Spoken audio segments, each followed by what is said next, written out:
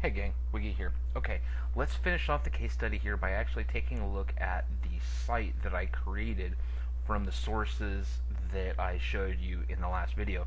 And this is it. It's bestwaytoloseweightfastblog.com. And obviously I was targeting, best way to lose weight fast. Now, the one thing I am going to say about this site is depending upon when you pick up this product and when you watch this video, if you decide to go back and look at this site very well could look totally different. And just throwing it out there so that you know ahead of time, this is a site that I use to do a lot of experimentation with. This was actually my first attempt at content curation.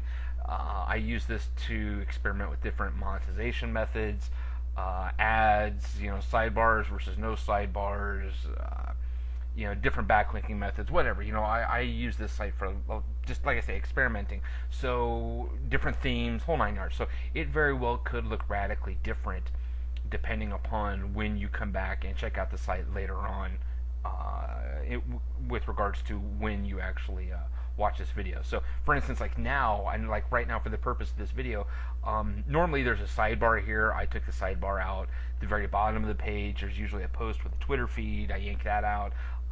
There's ads in it usually. I pulled all that out because I wanted the site to look clean for the video. So I mean, if you go look at it, tomorrow, go look at the site here, tomorrow, it'll still look different than how it appears in the video, and that's why I just wanted to be totally upfront and full disclosure about all that. So okay, anyway, what we've got here is several posts. I believe it's 5 or 6 posts on the front page. Let's take a look. We've got 1,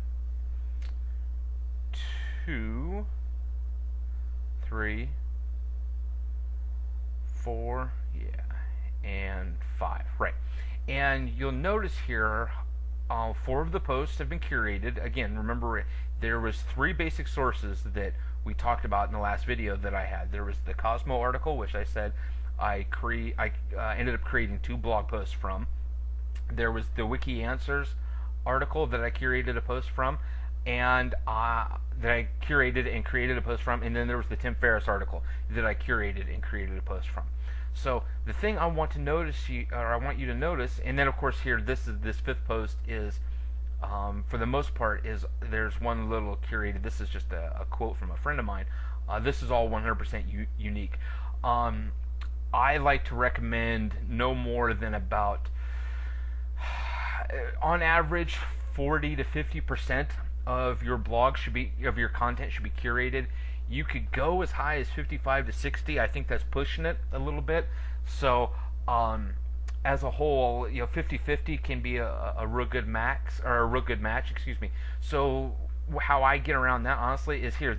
I just wrote one post that was nothing but original content for me, that didn't curate anything except for just this quote from a friend of mine here. So that's why this is in here. You don't necessarily need to do it. I think it's a good idea.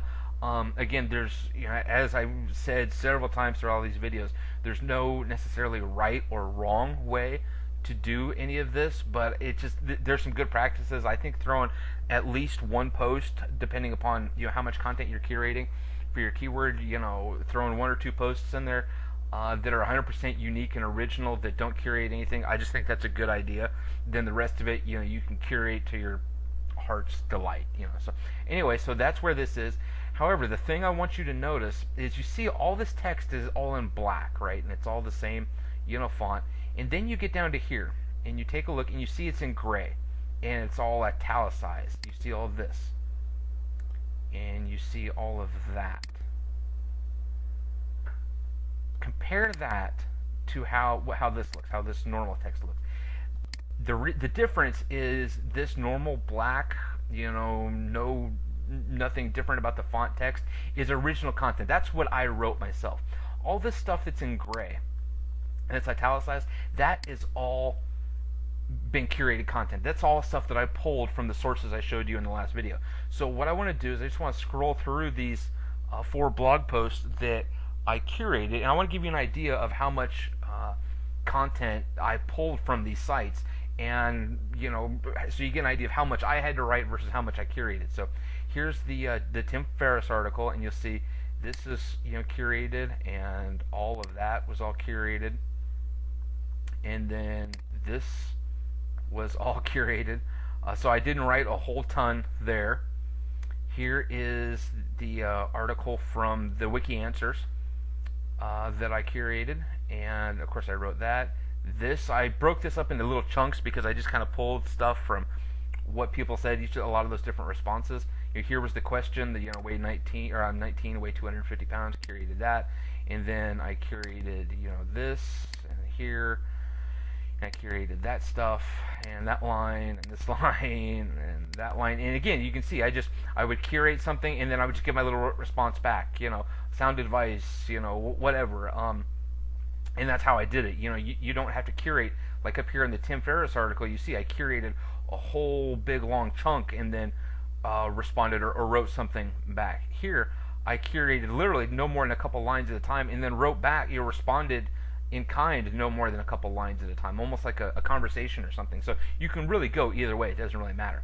And again, curated more here, and curated, all that's curated.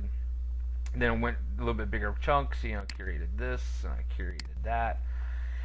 Curated another few lines here. So you see a good chunk of this post was all curated.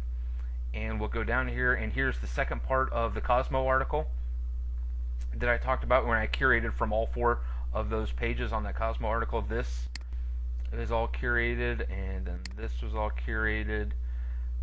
That's curated. This long chunk was curated. So you can see I really pushed the envelope on the curation here, and that I curated the vast majority of this article versus what I actually wrote myself. And then here's the part 1 of that post, and this was all curated. That big chunk, well, not the picture there, but that was all curated, and this long chunk was curated. So you see, again, a good portion of all the content in these 4 posts was curated and pulled from the sources I showed you in the last video. Now, a couple things that I do want to point out, a couple little, or one little pointer here. Again, all of this curated information was pulled from somewhere else, and of course I gave credit. Of course, in the Cosmo post here, you'll see Cosmos tips. Cosmos tips. You basically, I'm coming right out and I'm saying, hey, I got this information from the Cosmopolitan site. I looked, blah blah blah. I looked at an article on the Cosmopolitan magazine website. This article was titled "Drop 5 pounds in a week." So again, I'm giving credit to establish where I pulled this content from, so that I'm not trying to present it as my own and I haven't plagiarized. The other thing you'll notice is, and this is just a little bit of a kind of a trick I do myself and I use on this one theme. Personally, I like, if I can, to guide my readers to my call of action. I don't want to distract them with additional clicks or additional links or anything like that that's beyond where I want them to go. So you need to link out, obviously, to your to the site that you curated content from, and that's smart. From an SEO perspective, you always want to have a good, strong authority site that you're doing an outbound link to. You can no follow it or do follow it. I talk about that a little bit in the PDF FAQ thing, so go check that out. But the one thing that I do, and again, this will vary from site to site, or from theme to theme, I should say. So if you can do this, cool. You can figure out. I can't really tell you how to do this because it's going to change on every theme. But the one thing I do is not only do I link out to where I pull the content from, but you'll see here, drop 5 pounds in a week. That is, you can see that's a link. That's my outbound link to that Cosmo article. So I'm getting the outbound link, but I've disguised it so that it doesn't look like a link. So it doesn't. Somebody doesn't want to come along and say, "Oh, well, where did I? This looks cool. Why don't I go read the rest of the article?" Boom, they click that link, then leave my site. So I don't do. I disguise those, and of course that will be done differently because that's all in your theme CSS and all that. So if you take a look up here, let's say in the Tim Ferriss article. you'll see, where's it at here? Tim Ferriss's best way to lose weight fat on Ferriss's blog. He has a pretty interesting article about how to lose 20 pounds of fat in 30 days. That is the link to the blog post I showed you in the last video. And again, just to look at it, you can't tell it's a link. I've disguised all that so that it doesn't look that way, and people don't want to necessarily go click on that. So that's just a little tip when you're doing your outbound link to your sources. Definitely do that. So that's basically it.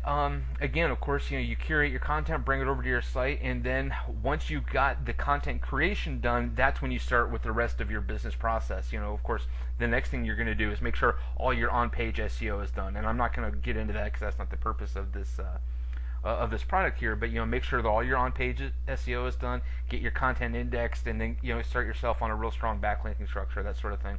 And it's you're primed for success, and should do really well. So that's it for Curation Domination for niche blogs. If you've got any questions, let me know, let Norman know. We'll be glad to help, and we're really glad to have you on board, and we really look forward to hearing from you and your successes and what you think of curation. And take it easy. Let's go make some damn money.